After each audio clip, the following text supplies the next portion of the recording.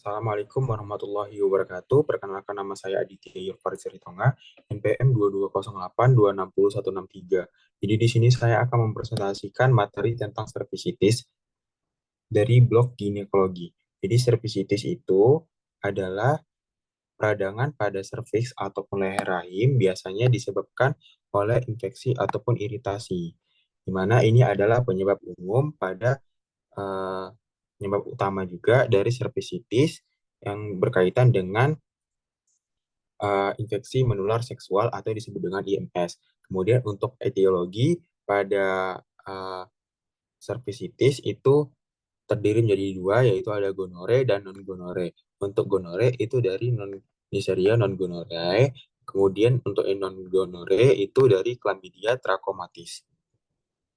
Kemudian untuk faktor resiko atau penyebab dari cervicitis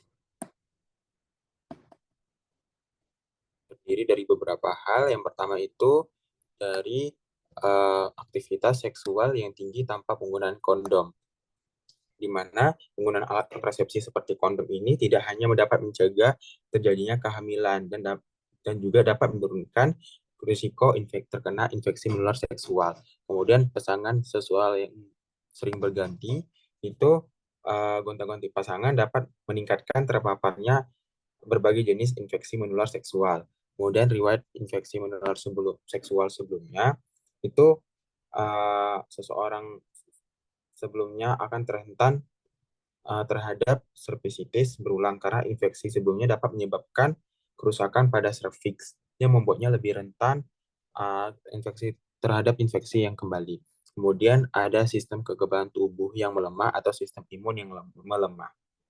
Itu karena kondisi seperti HIV ataupun AIDS, penggunaan obat imunosupresif ataupun juga penyakit kronis dapat membuat tubuh lebih sulit melawan infeksi, sehingga sistem imun atau kekebalan tubuh dapat menyebabkan infeksi menjadi lebih berat ataupun persisten. Kemudian untuk gejala pada cervicitis terdiri menjadi dua, yaitu dari postcoital bleeding ataupun perdarahan setelah berhubungan seksual. Perdarahan ini biasa terjadi setelah berhubungan seksual, dapat menjadi tanda dari beberapa kondisi, termasuk juga cervicitis, dan akan terjadinya keluar cairan mukopurulen. Ya, untuk uh, untuk manifestasi klinis pada cervicitis terbagi menjadi dua, ada gonore dan non-gonore. Untuk yang pertama itu ada mukopurulen. Mukopurulen ini pada infeksi gonore adalah cairan yang keluar dari uretra ataupun serviks yang bersifat mukoid, lendir, dan purulen itu ada bernanah. Cairan ini biasanya berwarna kuning atau kehijauan dan dapat menunjukkan adanya infeksi bakteri Neisseria gonorrhoeae. Kemudian untuk yang kedua itu dari non-gonore ada sekret mukoid. Sekret mukoid purulen ini biasanya terinfeksi pada Chlamydia trachomatis, adalah cairan lendir kental yang keluar dari serviks sebagai respon terhadap infeksi bakteri. Cairan ini biasanya berwarna putih ataupun kekuningan. Kemudian untuk pemeriksaan penunjang pada cervicitis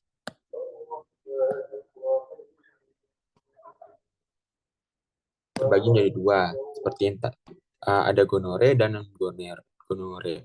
Untuk yang pewarnaan gram ini itu biasanya akan mengidentifikasikan jenis bakteri yang mungkin menyebabkan infeksi cervicitis. Biasanya akan menunjukkan bakteri apakah dia memiliki sifat gram positif ataupun gram negatif, serta apakah mereka terdapat di dalam sel ataupun di luar sel, intraseluler ataupun ekstraseluler.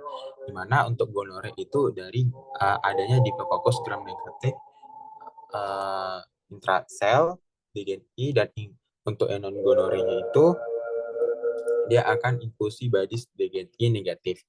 Kemudian untuk tata laksana pada cervicitis terbagi menjadi dua juga.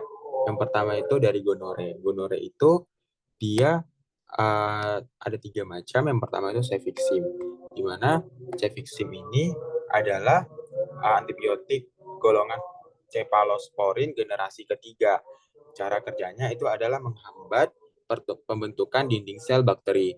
Untuk obatnya itu 400 mg dosis tunggal per oral. Kemudian yang kedua itu ada kinamisin. Kinamisin ini adalah obat antiparasit yang bekerja dengan mengganggu DNA dan RNA parasit dan akan mengikat dan menginaktivasi enzim penisilin binding protein atau juga disebut dengan PBPS. Untuk dosisnya itu 2 gram injeksi IM dan digunakan juga bisa single dose. Kemudian yang ketiga itu ada ceftriaxone.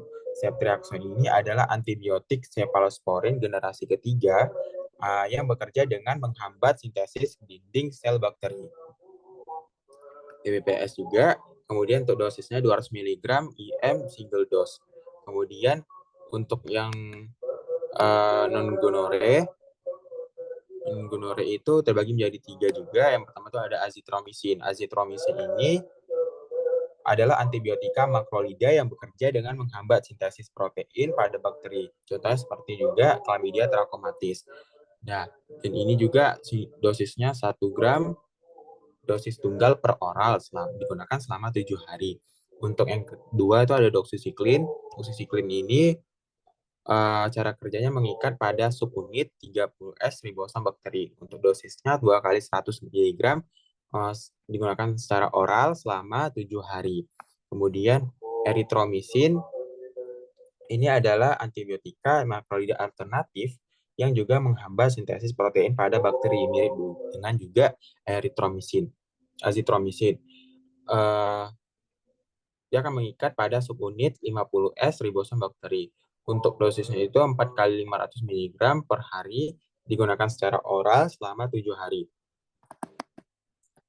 Kemudian untuk pencegahan pada cervicitis, kita bisa melakukan yang pertama itu ada menggunakan kondom. Yang menggunakan kondom ini dengan menggunakan cara benar saat berhubungan seksual dapat secara signifikan mengurangi risiko penularan gonorrea dan chlamydia. Kemudian yang kedua, hubungan seksual dengan pasangan yang setia dan tidak terinfeksi. Dan yang ketiga itu adalah menghindari berhubungan seksual dengan pasangan yang memiliki gejala infeksi, seperti keluar cairan yang tidak normal dari alat kelamin, nyeri saat buang air kecil, ataupun luka pada alat kelamin.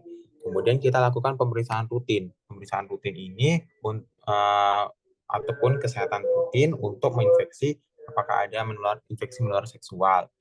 Dan itu dapat membantu deteksi dan mengobati infeksi sejak dini.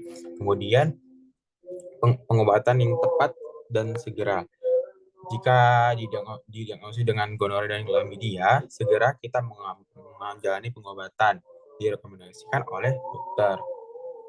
Kemudian menghindari penggunaan alkohol dan narkoba yang berlebihan. Menghindari itu membantu mencegah perilaku seksual berisiko yang dapat meningkatkan risiko infeksi. Kemudian kita berikan edukasi seksual, yaitu mendapatkan informasi yang akurat tentang infeksi menular seksual dan cara pencegahannya melalui pendidikan seksual yang dapat membantu individu membuat keputusan yang lebih baik. Kemudian kita lakukan komunikasi terbuka dengan pasangan. Komunikasi yang terbuka, apakah ada riwayat kesehatan seksual dan status infeksi menular seksual dapat membantu mencegah penularan dan menjaga kesehatan bersama. Baiklah, mungkin selanjutnya ini ada referensi pada materi cervicitis dari blog ginekologi.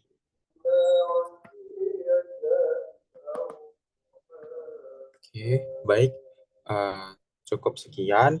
Mungkin itu saja presentasi dari saya. Mungkin kalau ada yang kurang ataupun saya mohon maaf, saya tutup. Assalamualaikum warahmatullahi wabarakatuh.